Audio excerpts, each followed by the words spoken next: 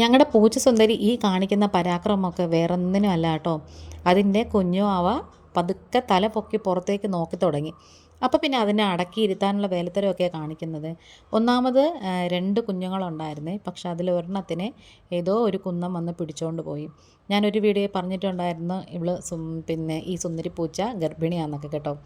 അങ്ങനെ കുറേയൊക്കെ നോക്കിയിട്ട് പറ്റുന്നില്ല. അവസാനം അടിക്കുവാന്ന് തോന്നുന്നു കേട്ടോ. ഒരു കൈയിട്ട് പതുക്കെ തള്ളി അടിച്ച് താഴെ ഇരുത്തിയിട്ട് അവസാനം നിവർത്തിയില്ലാതെ അമ്മ പൂച്ചയും കൂടി അതിനകത്തോട്ട് തന്നെ കയറി ഇരിക്കേണ്ട ഒരു സ്ഥിതി വന്നു കേട്ടോ. ഞാനിവിടെ ഇരുന്ന് ഈ വീഡിയോസൊക്കെ പതുക്കെ എടുത്തുകൊണ്ടിരിക്കുവാണേ. എന്നിട്ട് അതിനകത്തോട്ട് കയറിയിട്ട് എന്നെ കൂടെ കൂടെ നോക്കുന്നുണ്ടായിരുന്നു. നമ്മളിപ്പോൾ അകത്തോട്ടൊന്നും ചെല്ലാൻ സമ്മതിക്കത്തില്ല കേട്ടോ. നമ്മളെ കാണുമ്പോഴത്തേക്കും ചീറ്റാൻ നിൽക്കുന്നത് പോലെ. പക്ഷേ പാൽ കുടിക്കാൻ സമയത്ത് കറക്റ്റായിട്ട് അങ്ങ് എത്തിക്കോളും.